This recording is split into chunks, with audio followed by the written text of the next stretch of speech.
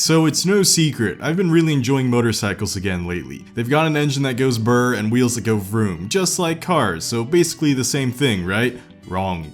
In spite of many technical similarities, the two cultures, especially here in the United States, couldn't be more different. Don't take any offense to this, I'm not making fun of any car guys or anything, let's just have some fun, you know? Here are 5 things car guys get wrong about motorcycles. First and foremost, they're not all good on gas. This is one I actually forgive car enthusiasts for getting wrong. A lot of people actually have this misconception. Now, of course, the vast majority of commuter motorcycles produced around the world can easily get 60 miles per gallon, 70 miles per gallon, 100 miles per gallon, 117 miles per gallon, and even 188 miles per gallon. Most Americans, however, tend to buy faster and larger ones as luxury items and use them as toys. Funnily enough, a modded motorcycle, especially a high-revving sport bike, will actually get about the same MPG as a modified sports car, despite them weighing significantly less. Even bone stock leader bikes can still get worse miles per gallon than most cars. Let's take a look at some numbers. A stock Kawasaki ZX-10R gets about 29 to 35 miles per gallon. This is pretty decent when you consider that it could run down most supercars and entry-level hypercars, but it's also strangely off-putting when you realize that my 3,500 pound, 756 wheel horsepower Z06 also can get 35 highway and 29 average. Yes, of course, the ZX-10R is still probably going to beat me, but the difference is I can carry stuff in my trunk and have a passenger comfortably sleeping. Now, of course, this isn't just unique to the ZX-10R, I still think it's a fantastic motorcycle. A lot of other leader bikes also tend to get around the 30 miles per gallon range, and if you start modifying them, like Hayabusas especially, they can get as low as 19 miles per gallon with just bolt-on and engine work. And before it sounds like I'm just picking on sport bikes, there are a lot of standard bikes that also have this issue. An Indian FTR, which isn't that heavy by Indian bike standards and also doesn't have a massive engine by V-twin standards, being a 1203cc that makes 120 horsepower and 87 torque, still only gets 33 miles per gallon. This gorgeously sculpted carbon fiber tank that you see is actually fake. No, not the carbon, that's real carbon. I mean the tank itself is fake. For center of gravity reasons, the tank is beneath your seat. Fantastic from a flat track drifting standpoint, absolutely absurd from a street bike standpoint. This 3.3 gallon capacity combined with the 33 miles per gallon makes this bike just shy of 100 total miles before needing a refill. Realistically, people don't actually run all the way till empty. You tend to fill with 10 to 20% remaining, meaning that you're going to stop every 80 to 90 miles just to get gas in this vehicle. So before someone thinks that the reason we're talking about MPG is for the sake of tree huggers or environmentalism, keep in mind for motorcycles, it actually determines your enjoyment range, right? It's not fun to stop every 80 miles and find a gas station. So miles per gallon is pretty important and more important than you would think. So if you're looking to buy a motorcycle for the purpose of saving gas, make sure you research well, as you'd be surprised that not every motorcycle marketed to Americans are actually gonna get good gas, because most of them are luxury items or toys.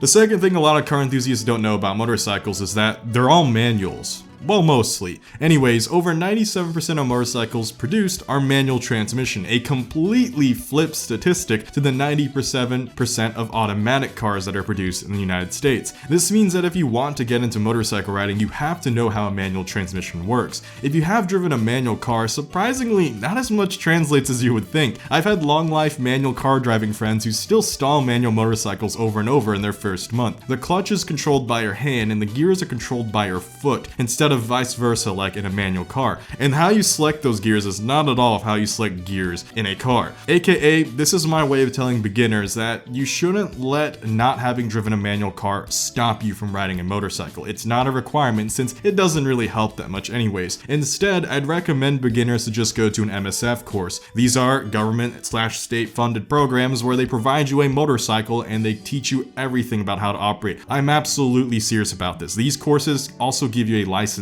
afterwards. So if you don't have friends to borrow a motorcycle from, if you don't have any gear or helmets or whatever, they literally take care of everything. Especially if you don't want to go out and buy your own only to risk dropping it as you ride back from the dealership and then drop it again later that week. Yeah, sorry big bro, I had to do this to you. Poking fun at my brother Omni Rider aside, the concept of riding on 2 wheels is going to be the most overwhelming aspect of riding, not the manual gear operation. This is why my friends who have driven car manuals still tend to struggle. They have yet to develop the muscles needed to hold a multi-100-pound vehicle and haven't quite developed the muscle memory or coordination yet. I'll talk about this more in the next entry, but back on the topic of manuals. For most people, the idea that they can still stall is what scares them more than anything. If you really can't go over the fear of stalling, there are motorcycles that have a centrifugal clutch like the Honda Super Cub that you can ride instead. There are also some very rare instances of DCTs like the Rebel 1100 and Goldwing, but very few automatic bikes that do exist are really expensive, and honestly, I still recommend them be your second or third bike because it's not just the expense that bothers me, it's the fact that they're heavier, larger, and faster than anything a beginner really should have any right using.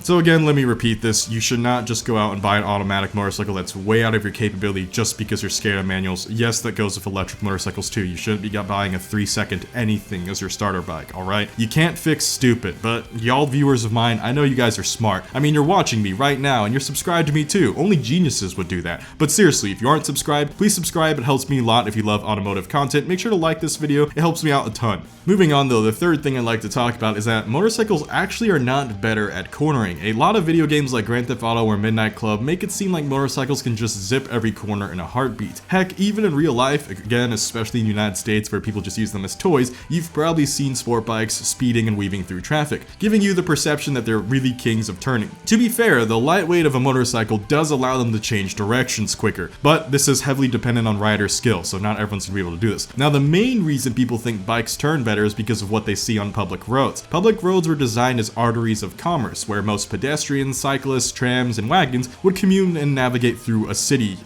Hold on, what are you giving me? Oh, sorry, we're talking about American roads. Okay, yeah, so these roads are just used for ginormous automobiles that keep getting bigger by the year. So since roads are expensive to pave and maintain, most lanes are just wide enough to accommodate an automobile, give or take a foot on each side. Again, with cars constantly getting bigger each year, that space is only dwindling further. Now back on motorcycles, they take better turns on public roads because they just get more lane usage. That's all it really is. They have more space to apex or prepare for corners. When going in straight lines, the reason they can weave through traffic easier is just because they're literally a smaller vehicle and have more lane usage. It has nothing to do with them actually being better at cornering. In fact, driven at their limit, motorcycles are de facto worse than cars at cornering. And a lot of motorcyclists already know this because we experience this when we turn our bikes. Even the best of the best sport bikes, super sports or hyper sports, two wheels just have less traction, especially in terms of contact patch. The fastest, most talented MotoGP rider, their time on every single track in the world is still several seconds behind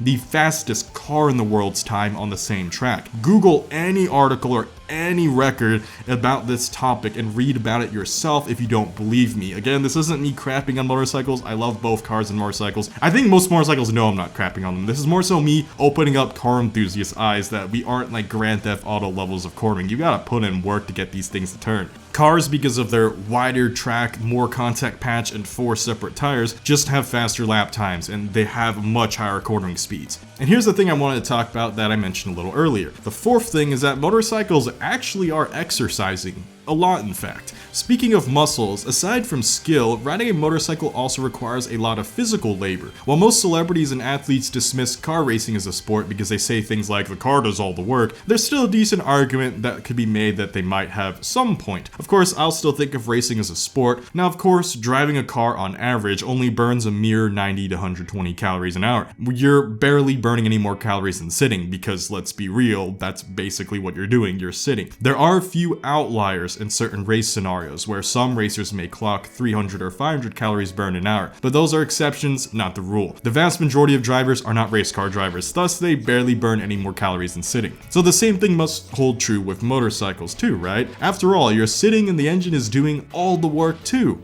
right? So far from right that it'd be looking like the state of California up in here. While many celebrities make fun of cars for not being a real sport, renowned athlete Michael Jordan has ridden dirt bikes and motorcycles since he was a kid. In his own words, he thinks very highly of them and actually sees MotoGP riders as true athletes. And I mean, it's hard not to, especially when many studies confirm and show the average motorcyclist burns upwards of 600 calories per hour. To put that into perspective, a bicyclist burns about 700 calories per hour, obviously in like sports cycling, maybe 900 if not more. Now, of course, the massive difference between bicycles and motorcycles that people constantly forget is they go, oh, well, bicycles are pedaling, right? So that's why it's exercising. Motorcycles, you don't pedal, the engine makes you go forward. That logic doesn't work here. It's not like a car, because the engine, sure, it does help you go forward, but in case you've forgotten, is that motorcycles are heavier, and I mean way heavier. You are straddling multiple hundreds of pounds. Even with brakes, you still have to have a decent amount of strength to hold it up on hills, facing down hills, and lead into every corner, and then lift out of every every corner. Whenever you're stopped, you also are holding it up with your weight as you have to balance it. The bike does not magically hold itself up. But there's no power steering, right? The handlebar, especially clip-ons, are directly attached to the fork of the bike. You have to muscle it into every corner. And for some heavier bikes, I genuinely mean muscle them into corners. Many motorcycle videos always mention that every beginner is going to feel sore when they first start riding, and that's normal. For people coming from a car commuting lifestyle and work mostly a sedentary job, this is probably the most exercise your body's experienced in some time. Stretch up before every ride, hydrate up, and get ready to put in some work. This is the largest difference between a car and motorcycle, is that many people have a misconception or just straight up forget that even though you pedal a bicycle, the bicycle doesn't weigh upwards of 300, 400, 600, even 800 pounds. A lot of my friends and coworkers ask me how I was able to commute on a Porsche Night Rod for 3 years, long before I ever even owned a car. Even today, I still commute on an FXTR almost every day. They say things like, wow, isn't it so heavy? Wow, aren't all 4 of your limbs being used? Isn't that too much mental strain? How do you keep track of when to lean and how to lean? Blah, blah, blah. People who live in comfortable lives seem to have forgotten, or rather seem to underestimate, how much stress our human brain can actually withstand. Remember that humans are designed to run hundreds of miles using melee weaponry to hunt down animals many times their size. What I'm doing riding a motorcycle is still child's play compared to what our ancestors have done. That doesn't mean go out and buy the biggest motorcycle possible or first one ever. What I'm trying to say is that the biological coding is still within us, and if you hone that coding, if you let your brain develop it, you'll be surprised to see that you are more talented than you realize. I genuinely do not think of this as difficult or dangerous. Commuter motorcycles have been engineered to death to be easy to ride. They're not scary death machines like the American public thinks of every single motorcycle. A 400cc or less vehicle makes up a mere 6% of all motorcycle crash statistics. Even cruiser motorcycles are 4 times less likely to crash than sport bikes. This isn't me trying to scare you off of sport bikes, just me trying to remind you that a decent amount of those crashes are due to people who are spec sheet nerds and go out and buy a 3-second land missile with zero talent of actually controlling it. A talented sport bike rider is in no more danger than a long-time seasoned cruiser rider. Oh, by the way, before we move on from this entry, MotoGP riders burn upwards of 5,500 calories a day. Yeah, I didn't mention that earlier. So the statistic I used earlier was actually just generic commuters. So yeah, it's totally a sport. The final misconception, a huge one that car enthusiasts have about motorcycles, is the most obvious one that we should have talked about at the start, but I saved it till the end. They think they're all fast.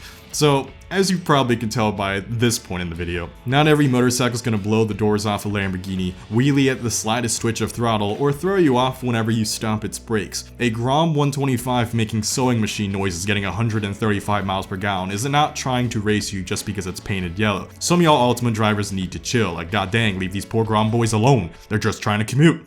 While there are no shortage of viral videos showcasing leader bikes giving every snobby rich guy in a bone stock supercar the absolute sauce, and I mean straight to Gapplebees, that doesn't change the fact that the majority, and I mean great majority of motorcyclists and motorcycles are not designed with the intent of going fast. Again, in the United States, motorcycles are seen as a luxury item or toy, thus people with disposable income are usually the only people who mostly partake in them, and they usually are the ones who do want to buy a higher end spec one, and that's what results in this misconception. The other 3 billion motorcyclists in the world, yes, there are that many of them, actually use motorcycles just for commuting. The vast majority of motorcycles are the exact opposite of a luxury item or speed demon machine. They're pretty comfortable, soft at cruising, and cheap to operate forms of transportation. The best way you can describe riding a single-cylinder Royal Enfield motorcycle is it literally feels like you're riding a bicycle that's just a little bit heavier, like a motorized bicycle. In a good way, not like in a scary, terrifying way. It feels like a refined gentleman's, like, bicycle with an engine on it, basically. It's that lightweight, you don't think about it. And I think that's kind of cool. Like, grandmas in Thailand will crank their motorbikes through a monsoon like it's nothing. So they go pretty hard, you know. Because of A1 and A2 licensing restrictions in a lot of places in Europe, they also have more of a focus on smaller displacement and lower horsepower motorbikes. Some places in Europe also get access to motorcycles before cars, so people are introduced to those as their first form of transportation and tend to stick with it for the rest of their life, and there's nothing wrong with that. For most of the world, the common perception of a motorcyclist is just someone commuting. It's just that, like, don't take it that seriously. Having said that, thanks for making it this far, and if you're interested in buying some cheap, reliable commuter motorcycles, I've got a video featuring 5 of them, with the 6th one literally being able to be bought off from Amazon, so yeah, you're gonna have to watch the video to get the explanation for that. It's too hard for me to explain it here. Regardless, if you like automotive content, make sure to subscribe and share this video to friends. Otherwise, thanks for watching, and see y'all next time. Blade Angel out.